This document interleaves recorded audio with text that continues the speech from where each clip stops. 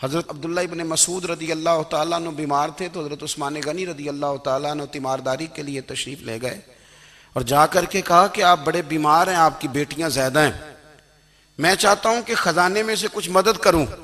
तो सैयदना अब्दुल्ला इब्न मसूद रदी अल्लाह तआला अन्हु उठ के बैठ गए और कहने लगे, अमीरुल मोमिनीन, अल्लाह आपको मेरी तरफ से, मेरी बेटियों की तरफ से बेहतर सिला दे। मेरी बेटियों को किसी खजाने की जरूरत नहीं, मैंने उन्हें खजाना दे दिया है। कहा, जनाब आपने कौन सा खजाना दिया है, मैं आपके माली मामलात को जानता हूं। तो फरमाने लगे, अमीरुल मोमिनीन, मेरे नबी करीम ने फरमाया है जो सूरत वाक़या पढ़े उसे कभी फाका नहीं आता, मैंने बेटियों को याद करा दी है, ये खजाना मैंने उन्हें दे दिया है। वो सारे वालिदैन सुने जो बेटियों के लिए परेशान रहते हैं।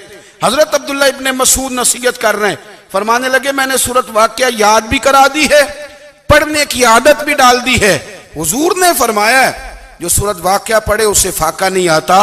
कहने लगे, चांद तो अपनी जगह छोड़ सकता है, सूरज गिर सकता है, तारे टूट सकते हैं, पर मदीने वाले रसूल की बात गलत नहीं हो सकती।